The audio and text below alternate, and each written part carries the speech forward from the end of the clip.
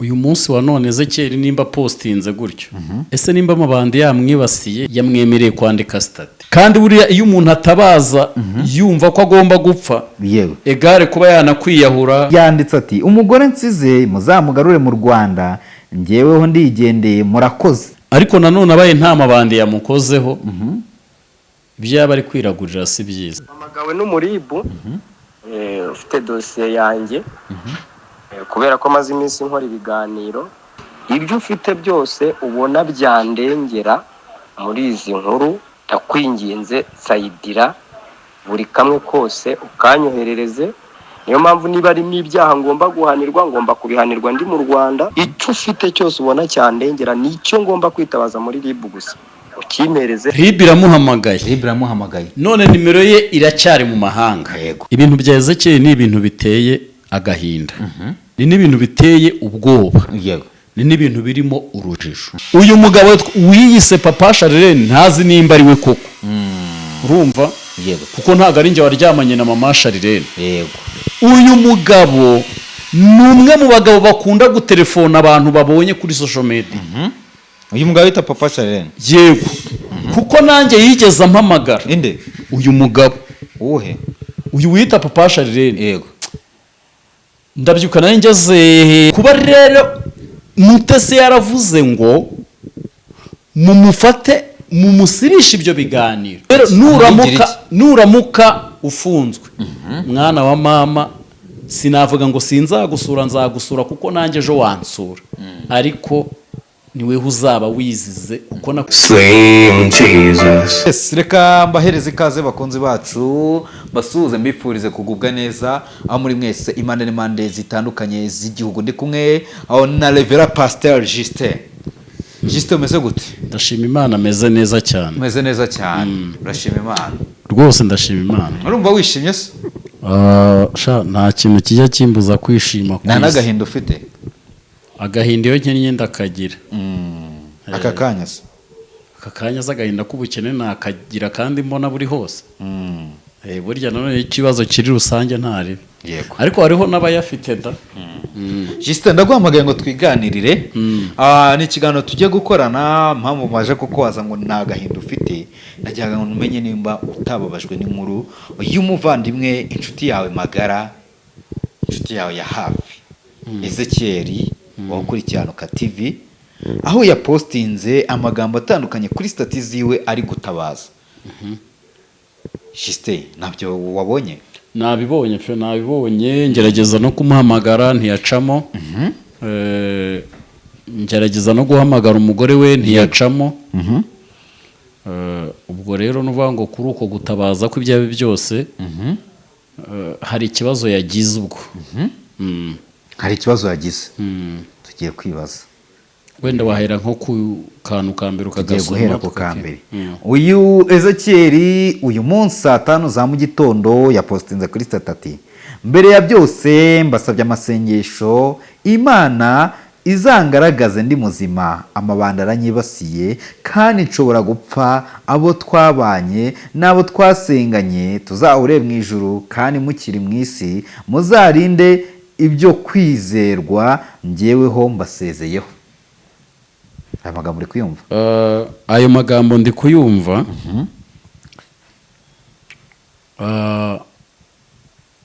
Uyu munsi wa none Ezekiel nimba postinze gutyo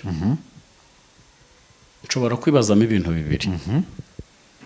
Ese nimba amabandi yamwibasiye yamwemereye kwandika state? Simbizi. Yambwiye ngo buruhutse gato mbere ko mukubitinga umanza wandika state. Urumva ntago byakunda. Ibandi rya mbere cyo ari kugezaho ryahita ari kwambura telefone. Rero burya abantu bajye birinda gutangaza ariko nuzi impamvu yatabaje nanone. Kuko uri kumva yarayakoze space. Muri uko gukora space yumvikanishamo ko nubundi ko ari marahigwa. Yego. Ko ari guhigwa na Pastor Mutesi. Na Pastor Mutesi. Ko yashandikishije kugira ngo amwicishe. Yego. Ndetse n'amajwi haza kugira amajwi yumvikana. Yego.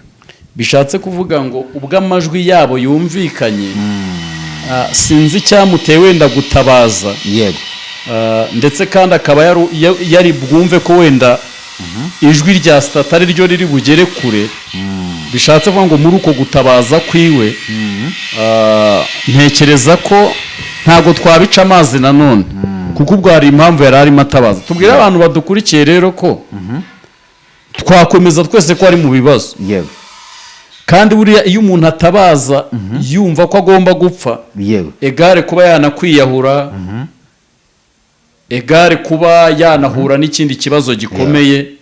Rero bishatse kuvuga ngo hari ibintu byinshi bishobora gutuma Ezekiyeli yandika izi sitati, ariko icyo numvishemo aho ngaho ntabwo nzi ko hari uburyo bumwe bushoboka kuba baba barimo bamena urugi agahita yandika sitati. Ati mbere ya byose mbasabye amasengesho, Imana izangaragaze ndi muzima, amabandi aranyibasiye kandi nshobora gupfa. Amabandi yaramwibasiye he? Hari umuntu wagerageje kuvugana nawe mu Bugande? Oya. Wenda njyewe nayibonye iyo sitati mpita postinga ngo Ezekiyeli yaburiwe irengero, ariko nko nyuma y'amasanga ashize bambwiye ko ahari. Yego.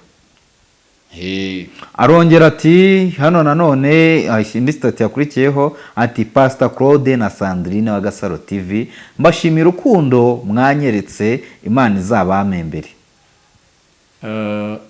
Ariko we ntabwo uri mu bo yashimiye. Wenge se namweretse urukundo, amweretse urwango. Namweretse urwango, urumva ntabwo yari kunshimira ko namweretse ubwo urwango.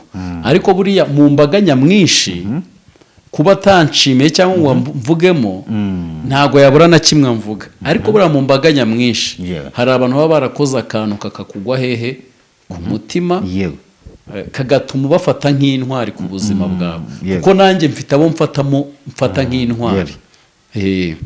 Nkuko na Pastor Claude ushize yambwiye ko afite abantu 4 afata nk'intwari mu buzima bwe. Yes, dukomeza. Indi yanditse ati umugore nsize muzamugarure mu Rwanda, njyeweho ndigendeye, murakoze.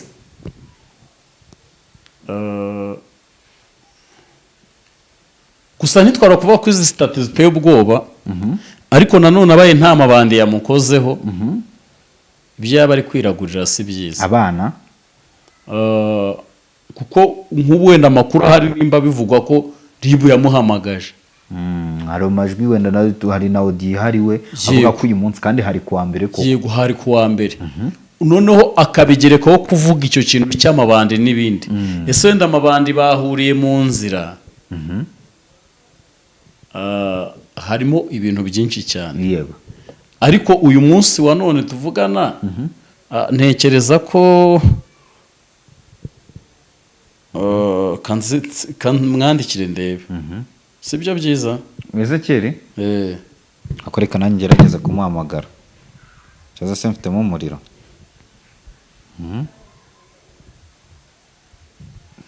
Ariko uyu muntu rero ndikumva waretse nkatsome n'indi stati. Yego. Yanditse n'indi stati ati urumva kuko saa 11:14 nibwo avuye online, kandi turi saa 11:17. Muhamagare.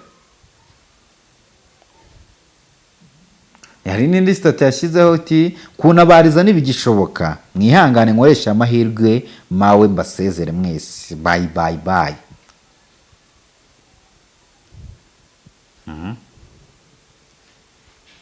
Hamagare twumve.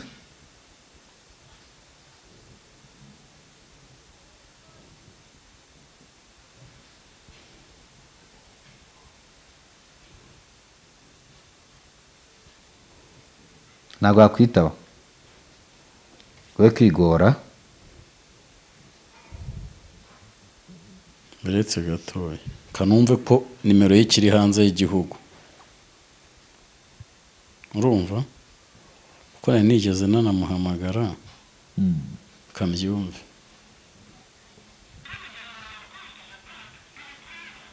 Yego, umva ntabwo aragera mu Rwanda. Ntabwo aragera mu Rwanda, kandi ashobora kuba yanaje nyine, wenda hakagira ibimuberaho mu nzira tutamenya.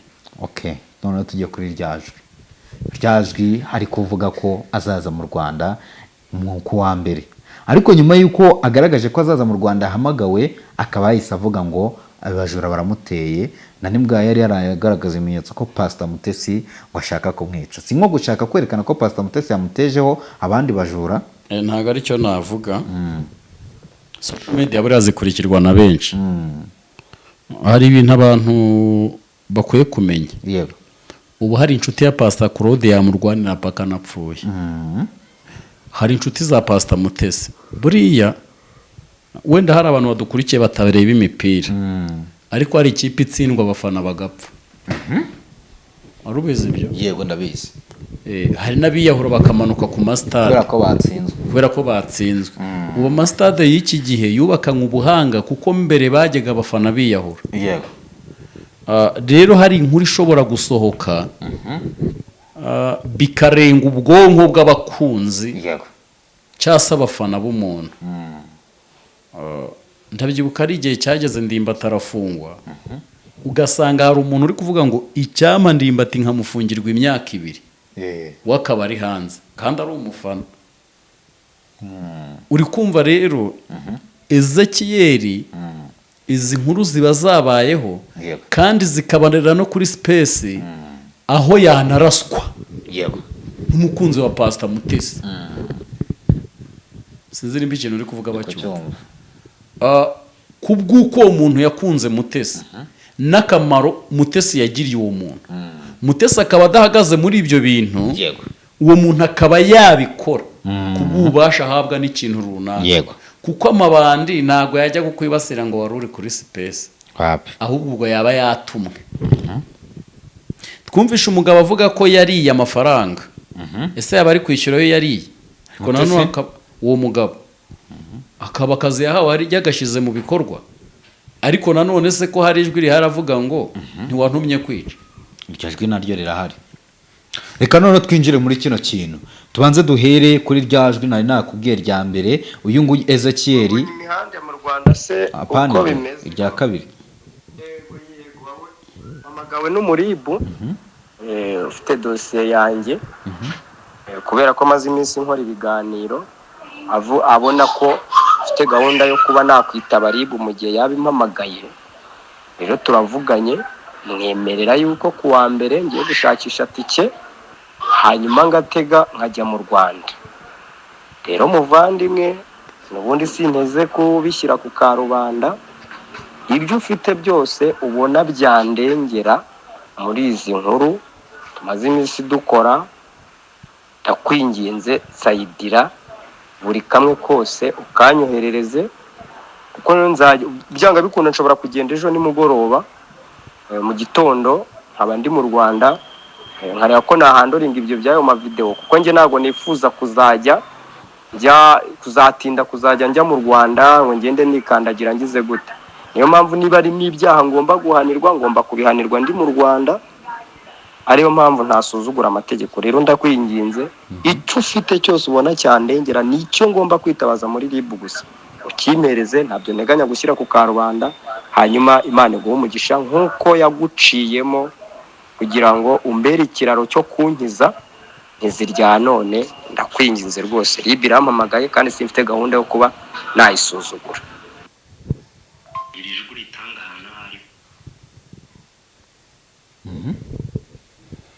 RIB iramuhamagaye. None nimero ye iracyari mu mahanga. Yego.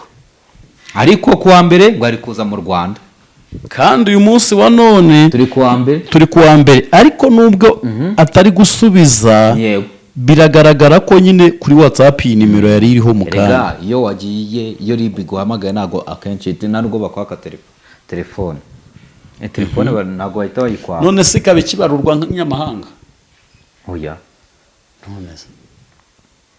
None uyu Ezekiel sashobora kuba yahunze. Ndi kumuhamagara. Iyi nimero iri hanze y'iki y'igihugu. Hanyuma se Ezekiel ubu ntabwo ashobora kuba yahunze. Noneho kuri WhatsApp uri kubona ko ari kuza ahita agenda. Yego.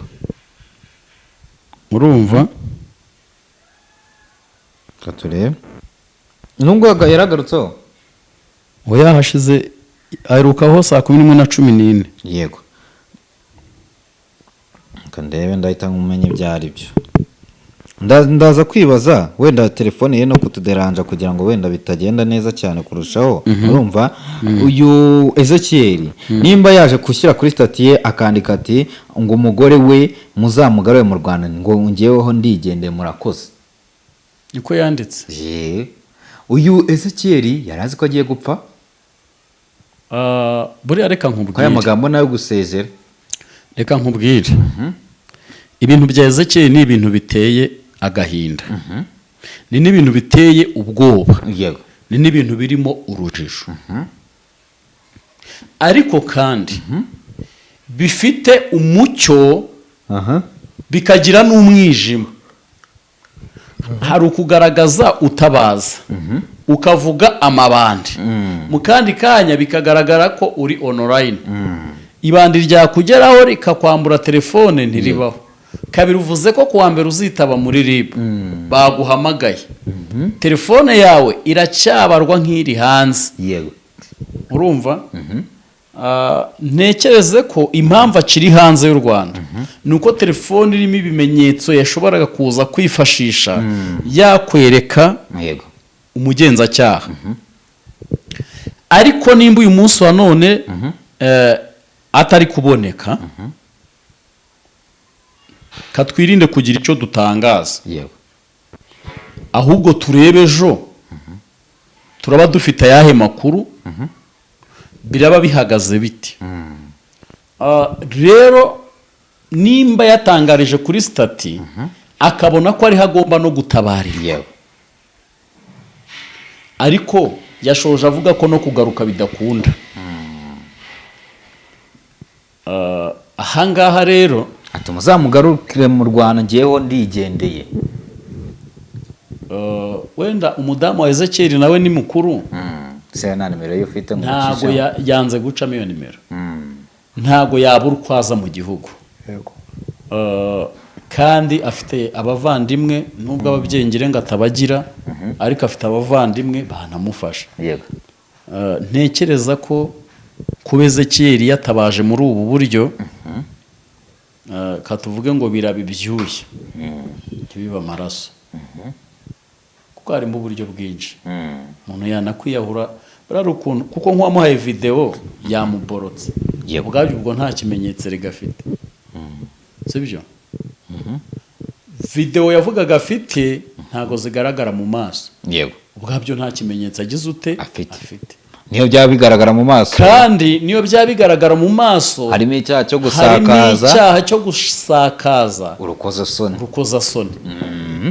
ibyo byose rero ashobora kugera no mu nzira, yanabitekereza kanimanika mu giti, akimanika akabanza agasezera kuriya, akavuga utari ku bundi ubu ngiye, akandika sitati ari gupfa. uyu bose yakwandika sitati ari gupfa ari muri koma. gusa Imana imurinde. hirya y'inkuru zose zakozwe nta wifuza kubona byaba ari ni nabwo bwa mbere byabibaye. jya kuri Kiranuka turebe. jya kuri Kiranuka. kuri Kiranuka nta kintu yashyizeho. mperuka hari ari kwa porodinga nimba cyari ikiganiro cya Paul cyangwa nayo yasohoye ikiganiro ari gusezera. Reka turebe kuri Kiranuka, ngufashe kureba nta kibazo nahageze. oya ndi kuvuga ikiganiro yasohoye, yagisohoye ryari? kimaze amasaha 6 ni cya mu gitondo. okay, kimaze amasaha 6. biteye ubwoba by'uyu mugabo. ariko noneho niba nshaka kugira ngo noneho twinjire kuri aya magambo noneho yagiye avugwa, sibyo? kuri aya magambo Juste ugende umbare mu mboni zanjye numbwira uko byumva buri kantu ko kandi, sibyo? Nimba umugabo ashobora kuba yasohoye ya postinze kuri stati asezera abantu, akanavuga ati umugore wanjye muzamugaye ndigendeye, sibyumvikanisha ko Ezekiel nimba adahunze ati we nashobora kwagiye ko ntabwo agenda ngo asiga umugore we. Oya, ahubwo njyewe ndi kumva Ezekiel yicaye akitekerezaho agahita abona yakoze ibyaha. kuko buriya inkuru ijya gutuma abantu b'abamama abapapa bateranira kuri sipesi bakamaraho isaha bagakora iminsi 2 yego iyo nkuru iba yabaye too much kandi yagaragayemo n'ibintu ibyaha ubwayo nkuru yagaragayemo ibyaha ukuyeho ibyavuzwe n'ibyakozwe yego hagiye havumburwamo iki ibyaha hajemo ijambo ibigarasha urumva hazamo ijambo ryitwa kugambirira yego siko bimeze yego gukora ikintu kibi buriya nubwo Mutesi ijwi ryaje avuga uti hoya ni umutimanama yego ariko burya mbere yari yagambiriye bituma abantu bashyuha mu bwonko yego bituma abantu bose bumva erega nujya no ku ikaze urasanga ari space iheruka sibyo yego ndi kubibona suri kubibona ndi kubibona n'ubu ngubu yego rero ni ukuvuga ngo ari igihe abantu bamanika agati bicaye bajya kukamanura bagahagarara noneho tuhite twinjira kuri kino kintu kominikasiyo uyu Ezekiel yaje guhura na papa Sharirene gute papa Sharirene wa nyawe bahura gute kugera ku rwego rw'uko ndanakubaza kominikasiyo iri hagati ya Pastor Mutesi na papa Sharirene ni iyihe uyu mugabo wiyise papa Sharirene ntazi nimba ari we koko urumva yego kuko ntabwo ari njye waryamanye na mama Sharirene yego uyu mugabo ni umwe mu bagabo bakunda gutelefona abantu babonye kuri social media uyu mugabo wita papa Sharirene yego kuko nanjye yigeze ampamagara inde uyu mugabo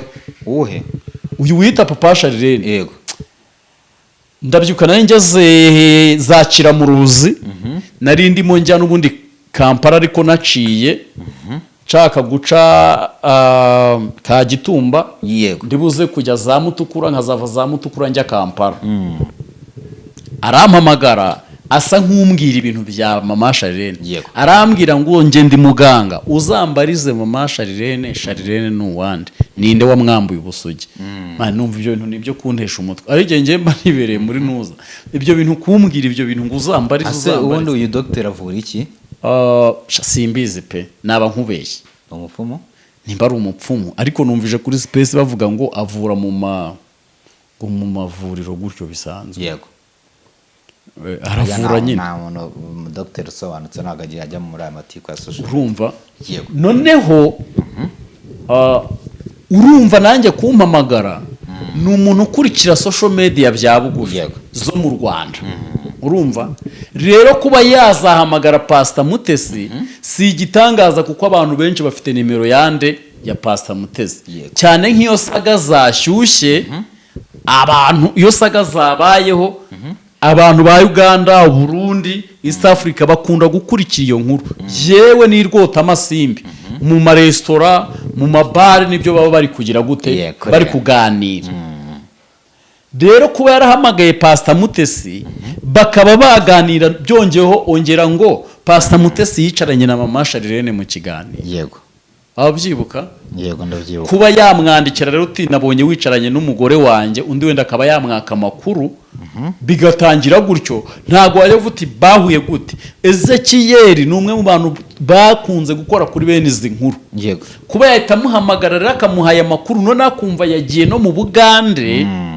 ni ikintu cyoroshye ntago ari ikintu gikomeye yego rero ni ukuvuga ngo Ezekiel ahubwo hari ibintu yagiye akora ariko ntiyashyiramo iki ubwenge ntiyumva n'impuguro ahubwo akubise inkuru abonye ibinyamakuru byose biyatatse yibwira ko yabaye nk'umusitari yego ariko nkubwire be n'undi muntu wese uri inyuma yacu umugabo yaraje ahangaha aratangira ngo njyewe akereye ikintu cy'ikinyoma papa abantu bajye banabyumva banabizirikana yego akereye ikintu cy'ikinyoma kivuga ngo njyewe narindi mu bapasiteri ngire ngo 10 niko yavuze batambye nyakwigendera Pastor Theogene yego narindi no mu banyweye amaraso ye araza aricara yego avuga ibyo bintu yego ndaje ndamubwira uti wowe ibintu ukoze erega hari ibintu biba bidasaba sinzi abantu ubwenge bafite sinzi hari nk'abo njya mbona abantu bambaye imifuka umunsi umwe Imana izamupfundikira muri uriya mufuka bari guhanuriramo ikazirika, nzaba ndeba ko azavamo. Ni ukuvuga ngo uyu mugabo naravuze ngo weho wari uri mu mubare gutya, ndavuga nti biraje bigukoreho ibi bintu uvuze. Icyo gihe nihamagariye Pastor Claude, ndavuga uti uyu mugabo kuki mumukoresha? Arambwira ngo ariko ni inkuru ze, ngo ni inkuru ye, ngo ni ibyamubayeho. None se mwebwe ntabwo mureba ko uyu muntu ari kubeshya? Buriya niyo twemera ko imbaraga z'abadayimoni zibaho, ariko ntabwo zikora ku mugaragaro, sibyo? Noneho ibyo ngibyo ngo wanyweye waranatambye, nta nubwo ari ibintu byo kwiza kwirata hehe hano kuri social media. Kuko nujya kuvuga ngo waratambye, hari abo ubwiye ko gutamba byemera, hari n'abo ubwiye ko kwica bigize ute byemera. Ahubwo bagiye kukubaza bica bate, cyangwa se bayoboka izindi nzira. Avuga uti ariko uza abantu abanzi bafite weho, hari umuntu ubonye ubushobozi ibintu yakorera bamwanga n'abamuhagurukiye, wakumirwa, yabarangiza. None wowe uje hano uricaye, uje kuvuga icyo kintu. Buriya ni nk'ababyeyi bavuga uburaya bwagiye bakora, ntabwo aba ari ikintu cyo gukorera hano cyo kuvugira, kuko benshi bakora umwuga w'uburaya si babinezerewe, nabo barabizi ubwabo. Abandi babikora kubera impamvu, ari n'ababikora kuko babibaroze, sibyo? Noneho nuza kubwira abantu uti nge nari indaya, narongorwaga muri ubu buryo, byagendaga gutya, biri bufashe icyo umuntu udukurikiye. Urumva? Noneho ni nk'abamama baza hano bakavuga ukuntu ngo babateraga ibyuma, ngo babanigaga, ngo bagiraga gute. Numva ngo ibyo uje gukereya bikereye neza, uje kwibutsa abantu ko nta mugabo ugize ute ufite, ahubwo ufite yerekwa agira ute naritambutse, wenda nabona wo nahakura. Rero ibyo bintu byose iyo abana barimwo bakura biba victime kuri bo.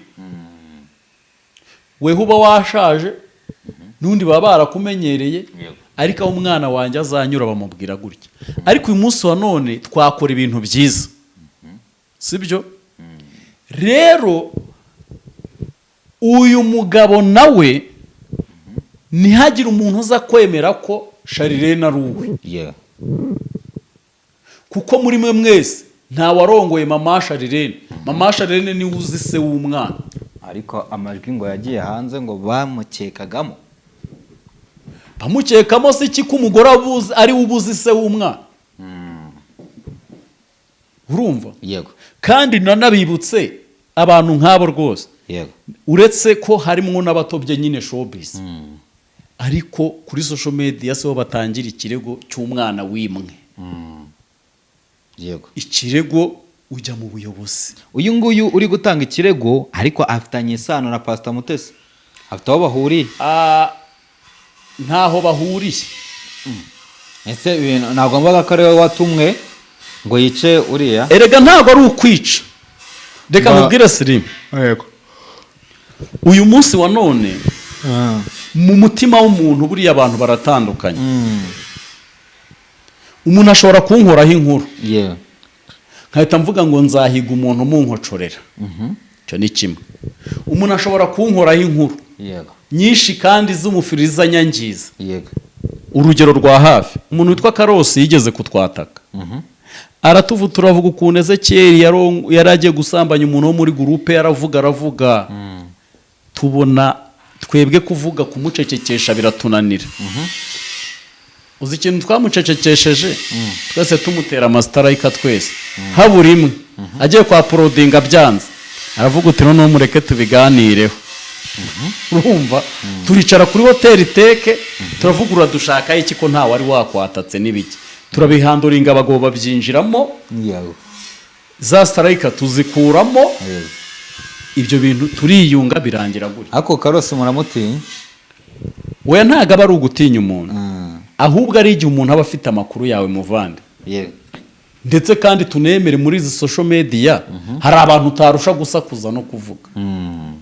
Karosi nawe rero iyo imatatu yari kuvuga aravuga n'imitsi kirega. Urumva? Rero ndagira ngo nkubwire Mutesi nubwo icyo yakoze tutagishima, tuze kwibuka ahantu havuga ngo nawe ni umuntu. Kuba ari pasiteri Nawe ni umuntu. tuze kwibuka ko nawe ababara. yego Kuba ari pasiteri twibuke ko afite gurupe Isange y'amaraso runaka. yego Tuvuge ko nubwo ari pasiteri nawe wasanga arwaye indwara yo guhubuka mu kintu yego akicuza impamvu cyabayeho cya kintu. Yego. Twibuke ko nubwo ari pasiteri afite umutima ubabara nk'abandi. Twibuke ko nubwo ari pasiteri afite ibitekerezo nk'abandi, nawe ntabwo umubiri we wabura irari. yego Twibuke ko nubwo ari pasiteri hari ibyahanganye nabyo. Ubundi sinzi umuntu wabwiye abantu ko abapasiteri baremwe mu cyuma. Kuba uri pasiteri ntibivuze ko shitani wamucitse. yego Kuba uri pasiteri ntibivuze ko uryama gutyo ukadamarara. Hari ibintu uba urwana nabyo, hari ibintu uba uhigana nabyo, Yego. hari ibintu biguhagurukira. yego Rero nimba Pastor Mutesi we yaravuze ngo Ezekiyeli namucecekesha ne akareka kugumya amvuga. yego Byongeye none se reka nkubaza, Ezekiyeli yagiye gusaba imbabazi Pastor Mutesi nta cyaha yamukoreye, akajya apfukama akanarira. ko byagiye no kosara amakosa ari yamukoreye. Aha, none se ubwo kuki Mutesi yamubabariye? Rero Mutesi buriya simuvugira ahubwo muri we nawe yatekereje nk'umuntu. Muvandi hari igihe kibaho mwuka we rukayoberwa niyo yagiye. Na za mbabazi wagira gukayoberwa iyo zigize ute zigiye. Nawe ugasigara uri kurwanisha iki umubiri. yego Hari umuntu ukora ikintu akibagirwa ko icyo kintu itegeko cyarigengaga kandi nawe cyamugiraho ingaruka. Rero ni ukuvuga ngo Pastor Mutesi kuba uriya muntu barahuje kuriya, ariko uyu munsi wa none iri jwi rikaba rivuga ngo iki? Iri jwi rikaba rivuga yego yes yego mva nkubwire iri jwi ritanga ahantu aho ariho hose. Ni pastor ndi mu kazi ariko mva nkubwire iri jwi ritanga ahantu aho ariho hose, kandi mfite n'irindi. Nuko buriya wambabaje gusa jyewe, ariko mfite n'irindi kandi ryagufasha rwose. Ntaho wigeze ugambanira umuntu, ntaho wavuze kwica umuntu cyangwa kuvusha amaraso. Oya, ntaho.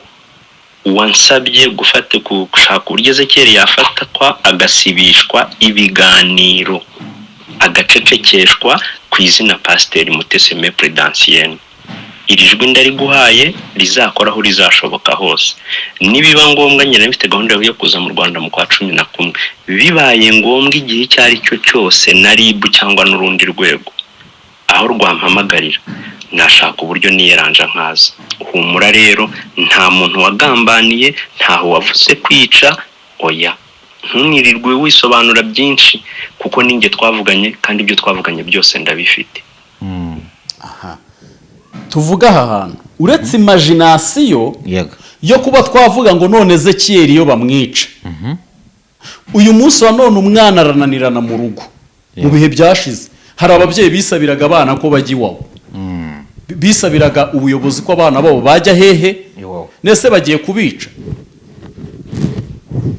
Kuba rero Mutesi yaravuze ngo mumufate mumusirisha ibyo biganiro, ntazongere no gukora inkuru kuri Pastor Mutesi. Aho yari arimo akavaringa yego kamvuga izina rye. Wenda uyu muntu iyo avuga ngo cyase Mutesi akumvikana, mbahaye amafaranga mugende mugafate mukice, sibyo? yego Ariko ibihumbi sinabura agafanta, muzagende mumwambure kamera mumusibishe n'ibiganiro byose yakoreye hehe Uganda. kandi ni amakosa. Siko ijwi rivuga. Aho ngaho rero nakubwiye ngo mwizana ngo Pastor Mutesi nuko ari pasiteri. Aho mumufate nk'umuntu wari wababaye, yego nk'umuntu wari wishwe n'agahinda, nk'umuntu nawe wari wagize toroma. Uri kubyumva? Yego. Ikindi nibutse abantu ko ntago Ezekiyeli yavuye mu Rwanda ahunze. Yari agiye gukora nk'uko nanjye nari kujyaho gukora, njye mbura uburyo. yego Urumva? Nta muntu yahunze hano mu Rwanda, yari afite amahoro yego kandi yari afite n'umutekano. Ubwo rero abantu bari kubihuza ngo yahunze Mutesi, hoya na ririya jwi ryabayeho kubera ibiganiro Ezekiyeli akigera Uganda Yego. yavuze Mutesi kugeza n'ubu nta Yego. kindi kiganiro cyanyuzemo urumva Yego. nimba rero yaravuze Mutesi uhereye icyo gihe kugeza na n'ubu akigerayo bajye kuri kiranuka Yego. tamunera inka zingahe zose kuva yagerayo ni Pastor Mutesi uriho nese umuntu aba kuri tamunera atavuzwe nanone ni ikibazo rero ni ukuvuga ngo Pastor Mutesi we yagiye kwirwanirira muri ubwo buryo nta kindi yakoze ahubwo we yirwaniriye muri ubwo buryo kandi mu kwirwanirira muri ubwo buryo Imana ishimwe ko Imana yagaruye umutima we uyu munsi wa none rero nimba turi kubona message nimba Ezekiyeli avuze ngo ribu yamuhamagaye kubera bya bikorwa yakoze abikorera Pastor Mutesi kimwe ko na ribu nabwo yaba yahamagaye Pastor Mutesi kimwe ko hari n'abandi yaba yagize ute yahamagaye rero bishatse kuvuga ko ntago ari Ezekiyeli wahamagaye wenyine ahubwo ibintu byo gusezera ku bantu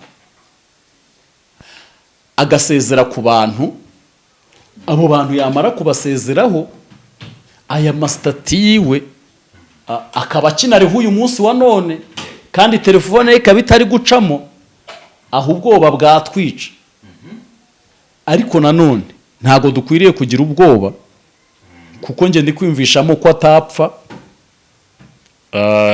kandi ntiyigirire nabi hirya y'amakosa habaho gukosorwa si nawe wenyine waba ukosowe kandi kugira ngo ukure buri kintu cyose ugikuremo isomo hari ikintu kikubaho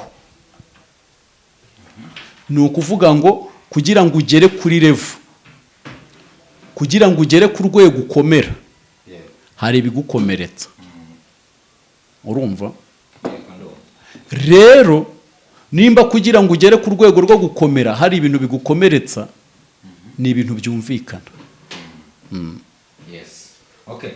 dukomeze rero n'ubundi twibaza bino bintu biri hano hanze ese kubera iki abapasiteri bazima bakumva kujya muri ibi bibazo nk'ibi ngibi haba habayeho intege nke intege nke zibaho kandi intege nke zamara kubaho bikaba ngombwa ko nyine umuntu atandukira yego erega buriya intege nke zibaho sire zibaho noneho rero buriya nta nubwo umuntu ahora mu mwuka niyo mpamvu ujya kumva ngo pasiteri yasambanye nawe yambaye umubiri nk'abantu niyo mpamvu ujya kumva ngo pasiteri yibye nawe ni nk'umuntu niyo mpamvu ujya kumva ngo kandi hari igihe abantu bitwa n'abapasiteri atari abapasiteri urumva nta n'umwe uzi aho yimikiwe kandi noneho kwimikwa nta nubwo aricyo gisobanuro cy'ubupasiteri ubundi ubupasiteri buba mu mutima urumva niyo mpamvu rero ubupasiteri nimba buba mu mutima ntabwo wowe ukwiriye kuvuga ngo kuki abapasiteri bakora ibi n'ibi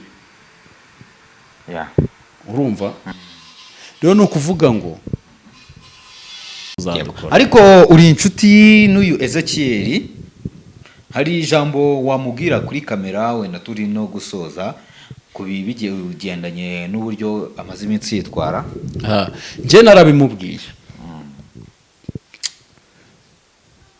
ku byo namubwiye mu biganiro ndumva nta kindi narenzaho uramutse wumveshe ngo Ezekiyeli nk'uko ayo majwi yabitangaje ko yari kwitaba ribu kuri uyu munsi uramutse ugize gutya ukumva ngo Ezekiyeli yafunzwe cyagushimisha nta muntu ushimishwa n'uko inshuti ye yafunzwe aracyari inshuti yawe aracyari inshuti yanjye ariko nanone ntashyigikira mu makosa erega kuba umuntu ari inshuti y'umuntu abantu bajye babyumva si igisobanuro cyo gushyigikira umuntu mu makosa nawe abizi neza ko amajwi yatambukije bitari ngombwa ko yatambutse nta nubwo yanabikubwiye nk'inshuti ngo abikurabure yego nta nubwo yambwiye ngo mfite amajwi kuko nari maze igihe nyaha ibyo akora ntabwo yabashaga kumva ko ibyo bintu bigize icyaha rero ni ukuvuga ngo wakambwira ngo naramubwira guta ibintu bigize icyaha akansubiza ngo njye sinjye wasakaje ibi bintu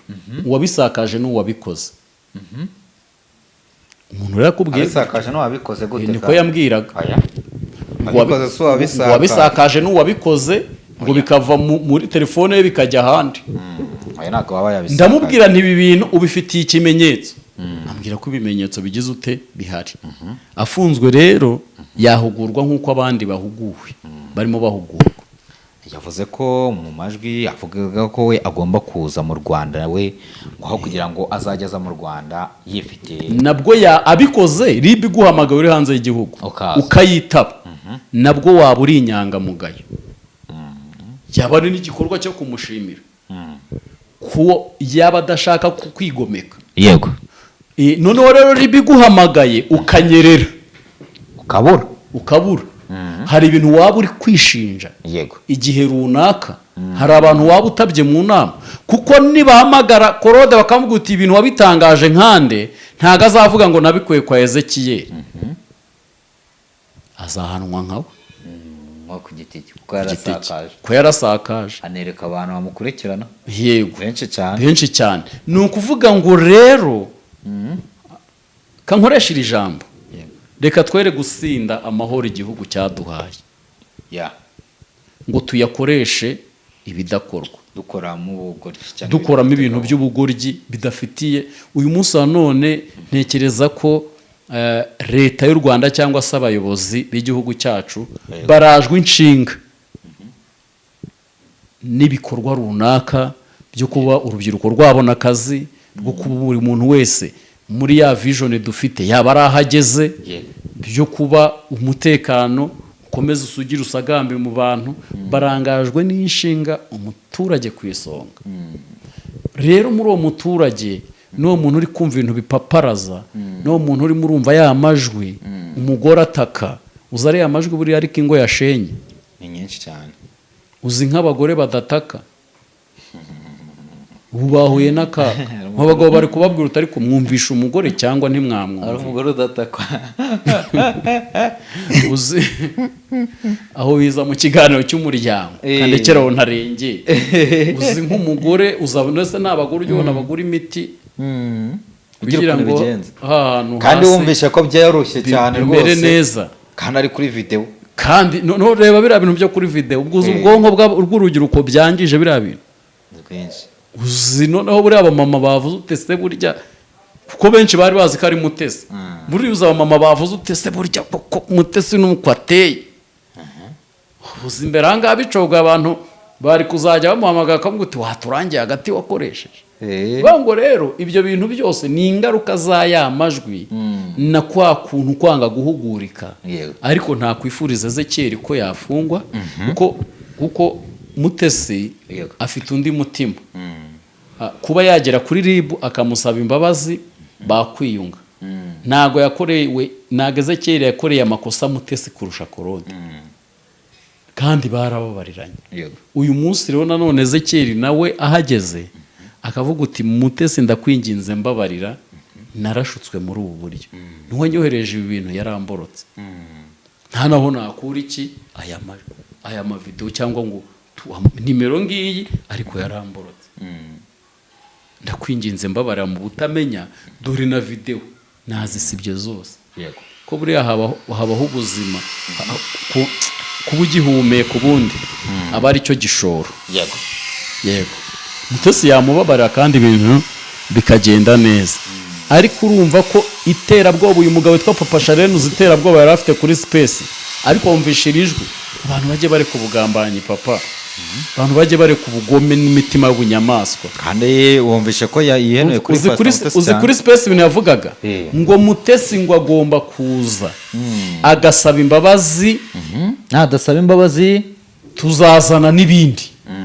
Urumva weho kandi yumvikane ako nanone simbizi uri kumva. None ahangaha kuri uyu mugabo, uyu mugabo tuzamukora ikiganiro cyihariye, kuko ngiye mu magambo ye numvaga avuga nk'uri gusoma ibintu byanditse. Noneho reba ukuntu bavuye kuri Space agafata Ezekiyeli akamuhamagara akanamurikodinga. Ezekiyeli naramubwira uti witonde ibintu birimo ubugambanyi, ntiyanyumva. Ahubwo wanyereka ko Mutesi ari mubi, gushaka gukora ibi n'undi. Ububi bwa Mutesi bubatwaye iki? Nyine ngo yakwica, ngo yagira gute. Uyu mugore mpuye nawe kabiri, ndajya kumushinza ubugome gute? Ezekiyeli ahuye nawe rimwe, iri rimwe. Ntibavukana, ntibadikanyije isambu, ntibakora mu kigo kimwe, nta nubwo bahuje content. bapfuye. nta nubwo bari mu cyiciro cy'amafaranga kimwe. Nimba Mutesi yaraterese abantu akabarya amafaranga, Yes. sibariye mukuru wa Ezekiyeli, ntibariye se wabo, ntaki. Nibyo najya uhoraga mu guti nk'uburi guhiga rugana intwari, imiryango irahari, sibyo, iranashoboye, bafite ubwenge butekereza. Urahiga rugana intwari nkande ndamushake nk'ubu ko rugana intwari yashatse abagore benshi, nimba koko ari n'uburwayi afite, wabwirwa n'iki uwaba wamuroza icyo kintu? ngo yango ndashaka rugana intwari. Rero uri kumva hari ibintu yirukagamo, nawe ukibaza ngo ari kubyirukankamo kubera iki, habaye iki, ibi bintu arimo arabijya inyuma kuko byagenze bite, bakakumvisha ko ibintu uri gukora ari byo. uri kubyumva? Nari mvuze ngo Ezekiyeli mwana wa mama, Imana ni kutuzigamira ukaboneka cyangwa ukaba wafungwa, ntago natinya kukubwirira ijambo ngo urizize, kuko wanze kumvira inama nakugiriye. N'ibiganiro birahari, nkubaza ngo rugana intwaro wamushaka iki, nkubaza umuryango wa Mutesi ushaka iki, ubwo buriya mu mushinza mubonyemo, ngubwira ko rugana intwari afite imiryango, wakagombye kureka iyo miryango ikigira mu kibazo, cyangwa nimba ubona bikuremereye ugatanga ikirego muri ribu ko umuntu yashimuswa akarenganywa. Ezekiyeli ntiyanyumva ngo agiye kugumya utange ngo ahige rugana intwari, amuhigisha. Rero nuramuka ufunzwe, mwana wa mama, sinavuga ngo sinzagusura, nzagusura kuko nanjye ejo wansura, ariko niwe uzaba wizize kuko nakugiriye inama ntiwanyumva. Ubundi buriya hari inkuru ukora bikagucanga, ibyo nubyoreye byahagaze, nibagiwe mbikorera kuri kadi, yego, noneho nyikuramo. niyo mpamvu urumva? None ukuvuga ngo Ezekiyeli ntazamfate nk'umugome, njye namugira inama, njye na madamu wanjye, ibi bintu wabiretse kandi bigize ibyaha. Noneho tureke no kuba bigize ibyaha muri leta seri. Ariya majwi nimba warayumvishe, akwiriye umuntu w'umukristo kuyasakaza. Oya, ntabwo bikwiriye.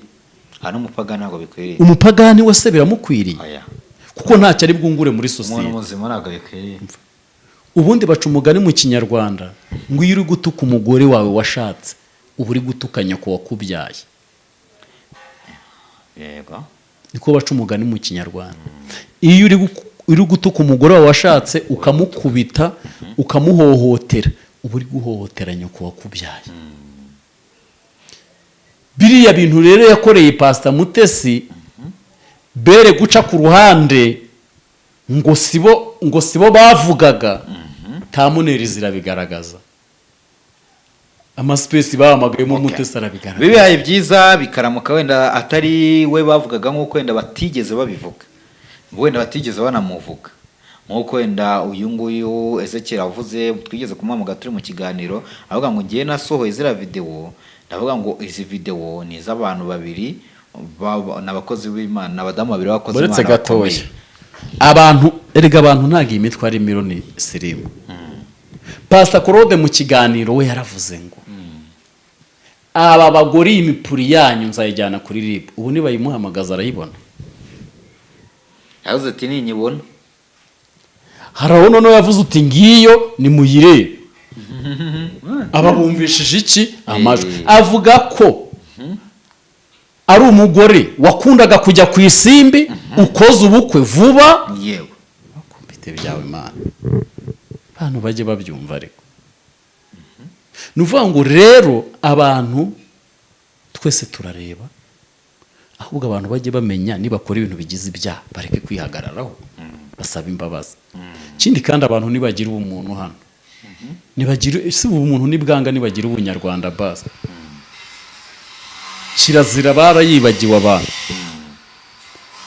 Rero nanone ntabwo ndi bushingire ku mujinya Mutesi yagize, ahubwo nawe ndamubwira ngo wakoze ikosa, kuko iyo Imana itagutsinda mu mutima cyangwa se ngo inakurengera aya maraso atakubarwaho, wari guhura n'akaga gakomeye. Kuko uyu muntu wari kujya kwaka kamera Ezekiyeli ntiyari kuba ari umwe, kabiri bari kuba ari abantu barenze umwe, kandi Ezekiyeli nawe ntiwamukoraho kamera gutyo, urumva uko yari kwirwanaho hari kumuviramo ibintu bibi.